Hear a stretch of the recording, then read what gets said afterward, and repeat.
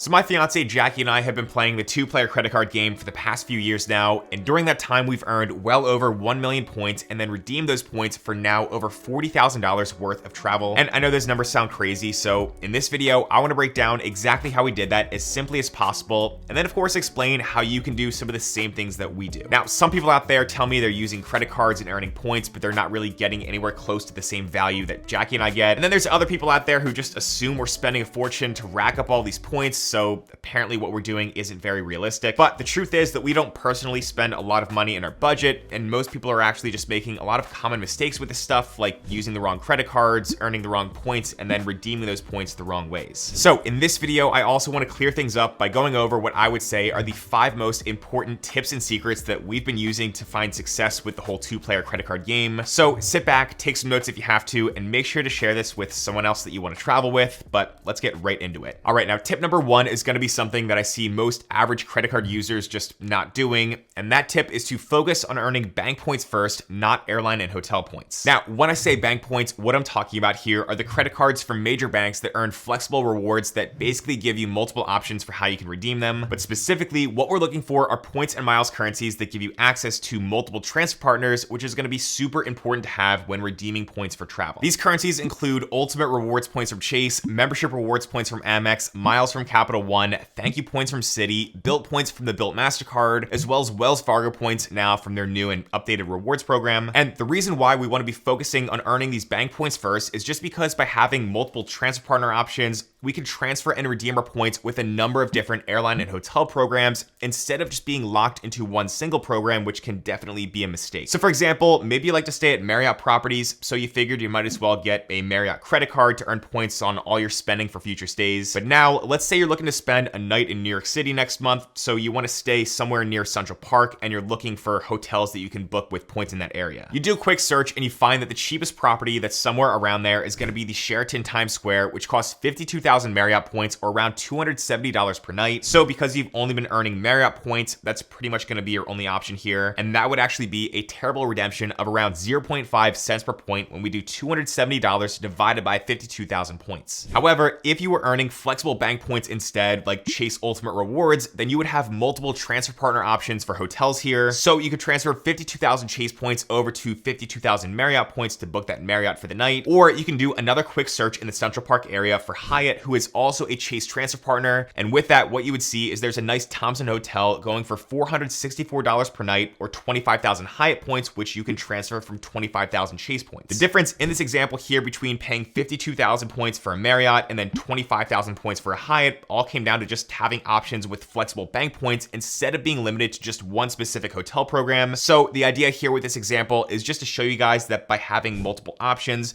you're gonna have a lot more power to just pick and choose different ways to redeem the fewest amount of points for the most value possible. And that's something that again has allowed us to stretch our points out to tens of thousands of dollars over the past few years. Also, when you're only using hotel or airline credit cards to earn points on all your spending, typically the spending multipliers are not going to be as good as you might think. And by only earning 1 points currency, you're just leaving yourself open to a lot more devaluation risk as well, because hotel and airline programs are always changing award prices and just increasing the amount of points required to book things. So by having multiple redemption options with bank points instead, if one transfer partner devalues your points, then you can just avoid that program entirely and then look for higher value transfers with multiple other programs. You can always add certain hotel and airline cards later on, like we have with cards from Hyatt, Marriott, and American Airlines, but by adding those hotel and airline cards, we're mainly looking to get them just for the benefits they might give us, like free nights, free checked bags, status, and other stuff like that. So again, focus on earning bank points first if you're looking to travel here, because I can tell you from my experience that they're a lot more valuable. Now, this next big secret here really explains how Jackie and I have been able to earn so many points so quickly without spending a fortune like a lot of people think we do. But first, with all this money that we're going to be saving on travel, obviously we want to put some of that to good use by investing. So if you're looking for a new brokerage account, then I wanted to quickly mention Moomoo here. Moomoo is a great zero commission brokerage that can give you some of the most detailed information and data when it comes to buying and selling stocks. So in their app, you can read up on any news about what's going on in the market or with different stocks. And then you can also get access to a ton of stuff, including charts and visualized financials to do some deep research about any company. Right now, Moomoo is running a new offer where if you transfer assets over to them from a select group of other broker dealers like Robinhood, Webull, Cash App, and a few others,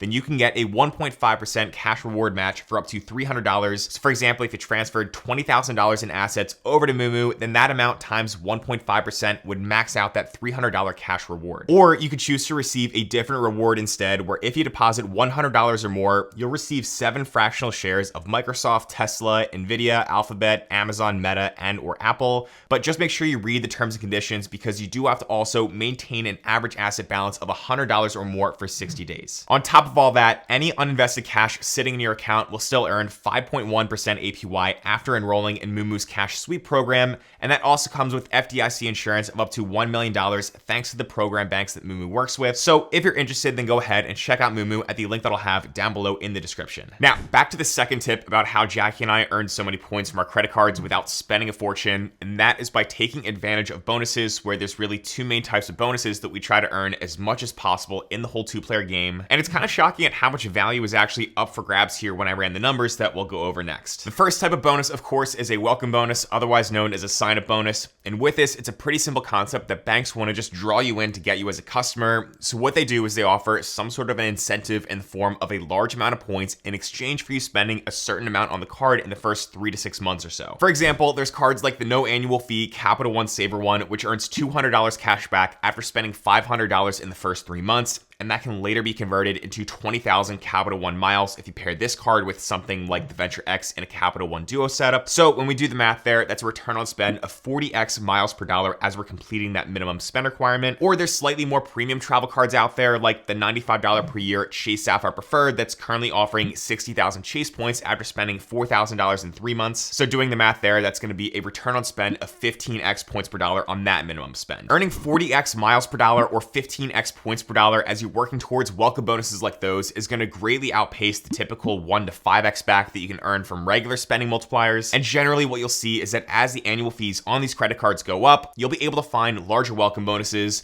So if our goal is to earn more points for travel at a faster pace here, then taking advantage of these higher bonuses on cards with annual fees is something that can really help us to do that. But don't worry if you're afraid of paying a lot in annual fees like I was, because in a minute I'm going to go over 3 ways to greatly reduce or sometimes even eliminate some of those fees. Now, for this video, I made a quick list of all the major issuers that offer sign-up bonuses right now for their personal and business cards that earn those flexible bank points. So I counted 25 possible credit cards right now, and I could be missing a few, but from what I counted, those cards are currently offering a combined 1,630,000 points at this moment from sign-up bonuses alone. And obviously, you're not going to get all those cards, and Jackie and I don't have all those cards either. But still, even if you're able to capture just a fraction of those bonuses there, then you're going to be able to receive thousands, if not tens of thousands of dollars in points and miles for travel, depending on how you redeem them. Now, that's also not even factoring in all the points you'll earn from the everyday spending multipliers and a few other tips and tricks that we'll talk about in just a bit as well. Plus, when you're running a 2-player credit card strategy like Jackie and I do, when you find credit cards out there that you both are going to get value from, then you can basically multiply these bonuses by 2, because each person can get that card and that sign-up bonus. Additionally, the other type of hidden bonus that we like to take advantage of are referral bonuses. So with these, if you log into your credit card account and then take a look around, you'll see that most major issuers out there will give you a special link to refer friends and family. And in exchange for referring someone else, they're going to give you another small bonus. So in a 2-player strategy, if we take the Chase Sapphire Preferred, for example, I first got that card back in 2019 with a 60,000 point offer, but then I referred Jackie in 2022 to get this card when there's a limited time deal of 80,000 points. And because I referred her, I was also able to get a referral bonus of 15,000 points for that. So in total, that's 155,000 points from that one single credit card alone. And we've been able to continue repeating this for other cards out there as well. Now, I try to be 100% transparent here on this channel. So obviously, because I'm a content creator, I'm able to generally get a few more referral bonuses than the average person might be able to get. But because credit card issuers actually cap how many referral bonuses one person can get each year, I don't just earn unlimited points like some people assume. So instead, the links that I have down below are usually out to other third-party affiliate sites that I work with, where my channel receives a cash commission instead if somebody signs up using my links. That revenue then just goes right back into this business so that I can pay for things like the best video editors and the best equipment here to hopefully make these videos as high quality and valuable as possible. And hopefully you guys could see that over time as my videos have sort of changed over the years. So yeah, I'm always going to leave my affiliate links down below that you can feel free to use if you're considering any new credit cards. However, definitely do not use my affiliate links or even any public links out there if you're doing the whole 2-player game, because you want to make sure, again, you're referring your player to with your own links so you earn that extra referral bonus. Now, okay, so in our 2-player strategy, Jackie and I focus on earning flexible bank points, and then we take advantage of bonuses whenever we can.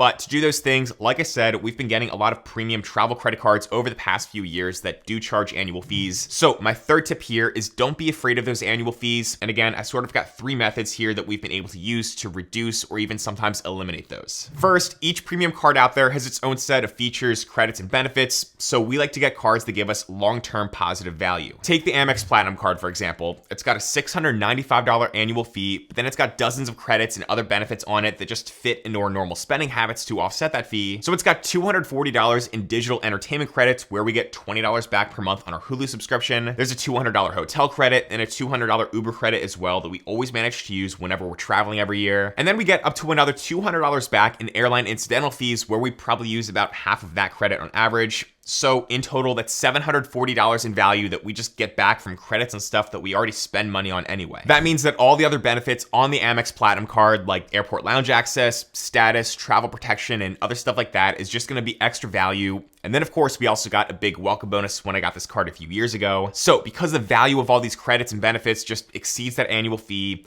I could say confidently that we get long-term positive value from it, which is why we still choose to pay $695 per year. And if you want to plug in your own numbers for all the top premium cards out there, like the Amex Platinum, Amex Gold, Capital One Venture X, and other cards like that, I'm going to have some links down below for those cards as well, with calculators where you can see if you're going to be getting that long-term positive value as well. The second way to potentially lower your annual fees is by asking for what's called a retention offer whenever your annual fee comes up for renewal. So basically, credit card companies just don't want to lose you as a customer when you close your card, especially for the ones out there with higher annual fees, because that means they're going to lose a customer that they paid a lot of good money for to acquire through marketing and those welcome bonuses like we talked about. So sometimes instead of losing you, they might just try to retain you instead by waiving your annual fee, reducing that fee, or maybe even giving you some sort of a set amount of bonus points to keep you. So for example, I got a retention offer on my Amex Platinum a few years ago for 40,000 points after spending $3,000 in 3 months, but it is not something that's guaranteed, and these offers do vary from person to person, because I did not get a retention offer last year, and then this year they could only offer me the option to use points to pay for my annual fee, which I definitely declined. Now again, the Amex Platinum is worth it for me with all those credits and benefits that we just went over, but still, it's $695 for that fee. So in my opinion, it never really hurts to ask for a retention offer, because the worst thing they can do is say no. And to me, the way that I almost view it is that it's a negotiation where best case scenario, I can save on my annual fee or get a little bit more value, and then worst case scenario, nothing changes. And then the third way to lower annual fees is a way that actually gets rid of them on certain cards.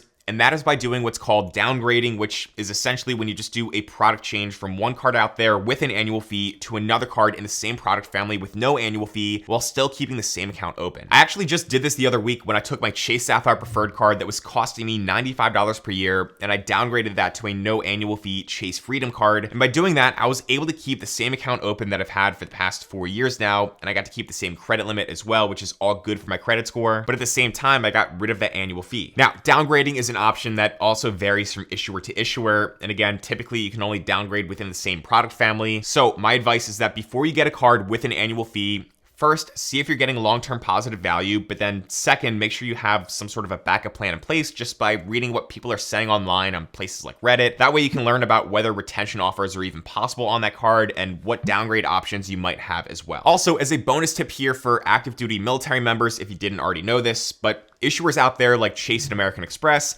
they interpret certain laws like the Service Members Civil Relief Act and the Military Lending Act by just actually waiving annual fees entirely if you're active duty. So do some research on that as well if that applies to you. And if you've got any experience with that, then go ahead and leave a comment down below. All right, now tip number 4 that we followed in our whole 2-player credit card strategy is to earn points from spending. And I know that sounds very basic, but there are so many forgotten ways out there to earn points from spending that some people don't even think about or might not even know about. So here's a few of my favorites. First, there's obviously the everyday spending multipliers, where you can earn, for example, 1 built point per dollar on rent with the Built MasterCard, 2x miles on everything with the Capital One Venture X, 4x points on restaurants and groceries with the Amex Gold card, and other stuff like that, just depending on what cards you're using. So for us, we've just built out what I call our core credit card setup slowly over time, so that way we're basically earning at least 3 to 5x back on most spending categories, 1.5 to 2x on miscellaneous spending, and then again 1x back on rent with the Built card. Now, a level up from that can sometimes allow us to effectively double dip on the points that we earn is by going through online shopping portals from issuers like Chase or Capital One, and we even earn Amex points by using the cashback site Rakuten a lot, which is a great website.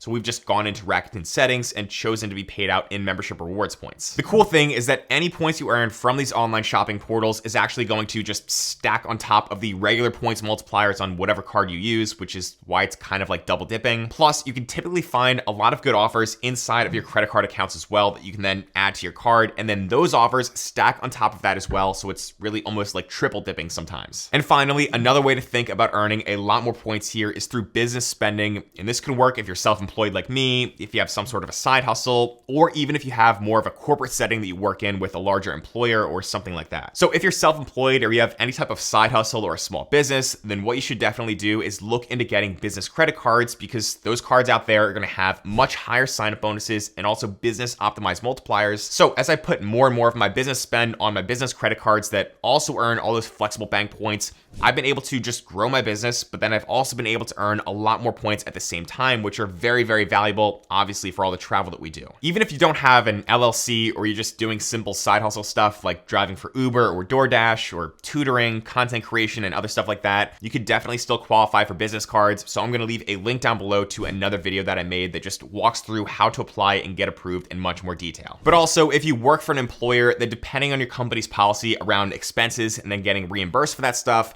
you might be able to just use your own credit cards to pay for all those company expenses. Then you earn points that you get to keep, and your company just pays you back and reimburses you, so there's no out-of-pocket cost. So just make sure you're getting the right credit cards around categories with higher multipliers like dining, gas, and travel. And then of course, make sure you also stay very organized as well and report those expenses so that you do get reimbursed from your company. Then for tip number 5 to win with the whole 2-player credit card game, this is where I see a lot of people make the most mistakes here when it comes to credit card points, and that tip is to redeem points the right way. But the tricky part here is the right way is going to be different for everyone. The important thing here is that if you're looking to use your points for travel, which I'm assuming you are if you've been watching this video all the way up to this point, then this is where the discussion sort of gets pretty detailed, because each credit card points currency is going to give you a whole bunch of different options for how you can redeem those points. So what I've been doing is creating a series of videos that just walks through how to redeem points and miles for each one of the major flexible bank points. So I'm going to leave a link to a playlist of that series on the screen over here right now that I highly recommend you go ahead and check out next, especially if you got a whole bunch of credit card points saved up and you don't really know what to do with them. But as always, thank you so much for watching, and I'll see you in the next one.